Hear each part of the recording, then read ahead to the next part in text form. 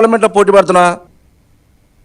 చంద్రబాబుపై ఉన్న skill development scam కేసును ఎత్తేయడం దుర్మార్గమని వైఎస్ఆర్సీపీ ప్రధాన కార్యదర్శి పొన్నవోలు సుధాకర్ రెడ్డి తీవ్ర విమర్శలు చేశారు. ప్రజాధనానికి సంబంధించిన అంశంలో ఈ విధంగా వ్యవహరించడం ప్రజాస్వామ్యానికి ప్రమాదకరమన్నారు. ఈడీ విచారించిన కేసులో కూడా సాక్ష్యాలు లేవని చెప్పడం ఆశ్చర్యకరమని వ్యాఖ్యానించారు. ప్రజాధనానికి సంబంధించిన వ్యవహారాల్లో పూర్తి పారదర్శకత ఉండాల్సిందేనని చెప్పారు. కేసు ఎత్తివేత వెనుక పాత్ర వహించిన అధికారులు ఎవరు అనే విషయంపై ఉన్నత న్యాయస్థానంలో స్పష్టత రావాలని డిమాండ్ చేశారు.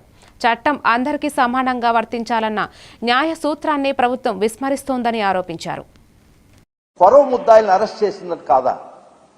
ఎన్ఫోర్స్మెంట్ డైరెక్టరేట్ పిఎంఎల్ఏ చట్టాన్ని ఉపయోగించుకొని కొంతమంది ముద్దాయిల్ని, మీరు 37వ మంది ముద్దాయి, ఈ కేసులో ముద్దాయిల్ని కొంతమంది అరెస్ట్ చేసి జైలుకి కూడా పంపించున్నారు. కూడా మీతో కూడా ఈడీ కూడా ఇన్వాల్వ్ అయి ఉంది కదా.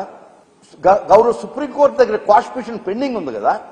ఈ పరిస్థితుల్లో మీరు వేసిన పిటిషన్ దానికి అదే ప్రభుత్వం తరఫున సిఐడి సిట్ చేసినటువంటి కౌంటర్లు ఉంటాయి కదా. దేశంలో ఉన్నట్టు గొప్ప రాజ్యాంగం ప్రకారం రాజు తప్పు చేసినా పేద తప్పు చేసినా ఒకే విధంగా రాజ్యాంగం హక్కులు ప్రసాదించింది. కాబట్టి మీకు extra nothing had been provided. మీకు ఎక్స్ట్రా అధికారాలు కానీ ప్రివిలేజెస్ కానీ ఏమి ఇవ్వలేదు. గుర్తుపెట్టుకోండి, ఇక్కడ గొప్ప భారతదేశ రాజ్యాంగంలో పేద రాజు ఇద్దరు ఒకే సమానంగా ఉంటారు.